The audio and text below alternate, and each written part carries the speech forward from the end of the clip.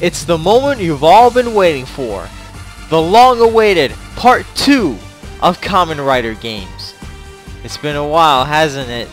If you haven't seen Part 1 yet, click on the annotation and it will take you there.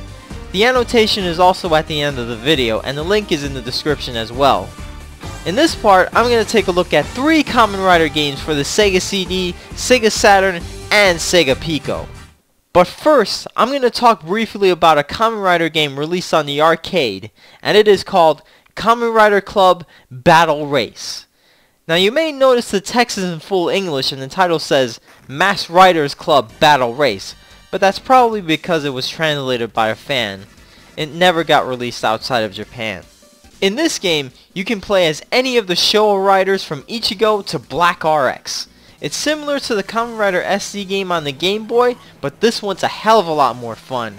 All you gotta do in each stage is race to the goal while avoiding and attacking grunts and collecting items that will help you. But it's not that easy. As you can see, you have a timer. Not only that, but your health slowly depletes, even if you don't get hit by anything. And if you do get hit, your health decreases faster. So not only do you have to get to the goal in every stage before the timer runs out, but you have to be very careful at the same time so that you won't have to lose a good chunk of your health.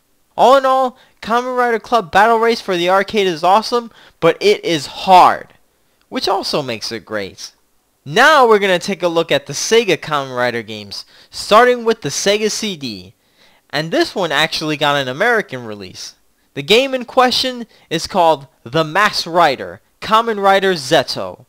And no, it's not related to Saban's Mass Rider in any way, shape, or form. Anyway, I hope you guys didn't set your expectations too high, because if you did, you'll be sorely disappointed.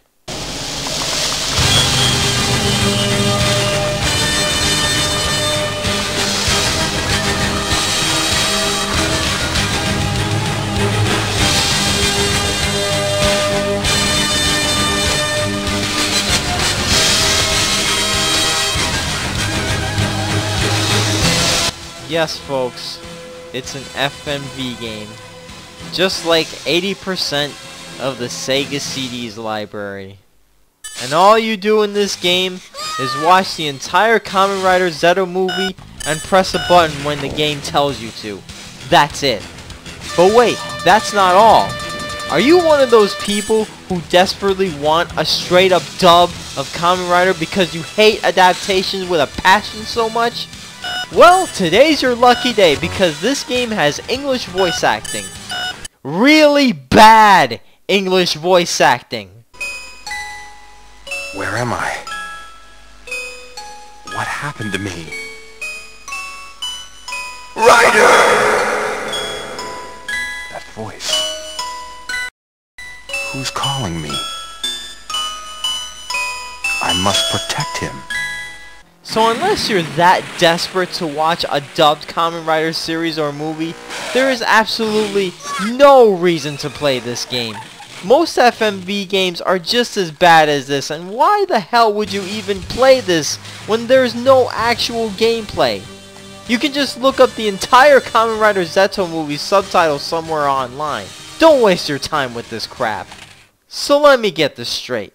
They never subbed or dubbed Kamen Rider ZO on VHS or DVD, but they released this piece of shit here in America instead? I can only sum that up in one word. Bullshit! Anyway, the next game we're going to take a look at is Kamen Rider Sakusen File 1 for the Sega Saturn. And here's a little trivia for you. The same actor who played Kamen Rider Ichigo also played the Japanese Sega Saturn mascot, Segata Sanshiro. His commercials were instrumental in the Saturn's success in Japan. And you know, I can kinda see why. So anyway, let's begin the game. Sadly, this is another game that is all in Japanese text. Apparently, this is a point-and-click game where you have to make certain decisions and see how the story progresses. This game also features FMV sequences from the original 1971 Kamen Rider, bio and information on all the characters, and some really crappy 3D models of kaijins. It has some kick-ass music though.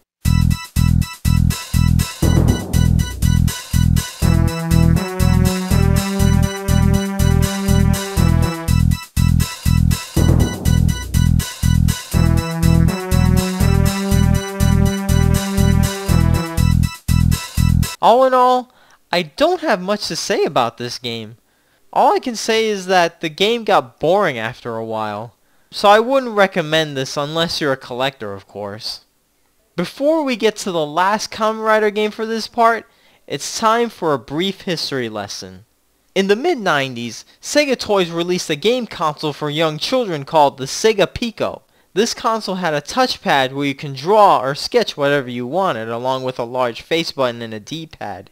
The cartridges resemble children's books, and each time you turned the page, the screen would change as well. The Pico wasn't too successful in America and Europe, as it was discontinued around 1997. However, in Japan, it was very popular. So popular, in fact, that not only did it last until 2005, but the Pico in Japan had a successor called the Advanced Pico Beena. Because of its success in Japan, there were a lot more games released for the Pico there. One of them was a Kamen Rider game called Kamen Rider Agito and Kuuga Wild Battle. This game has a series of mini-games like fighting, racing, beat 'em up, and of course drawing, which is pretty much useless if you're running this on an emulator. And this game is a button masher at best. You fight riders and kaijins by button mashing, you race to the finish by button mashing, you change your bike's form by button mashing, and the only time you don't really button mash is when you're playing the minigame where you have to mix and match the right body parts. All in all, for a game that's targeted to toddlers and kindergartners, it's not bad. I don't recommend playing it, and you should only get this if you're only a collector. That's if you can get it. These Sega Pico Kamen Rider games are extremely rare and obscure. In fact, there are two more Rider games, Kamen Rider Faiz for the Sega Pico and Kamen Rider Kiva Hiragana Suuji Chie Battle for the Advanced Pico Beena.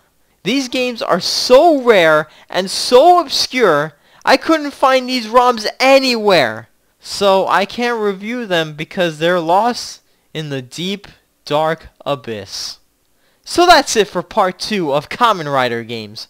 Part 3 will be coming soon, and I will review all the Kamen Rider games for the original PlayStation. I'm Allie-RX, and I tell it like it is.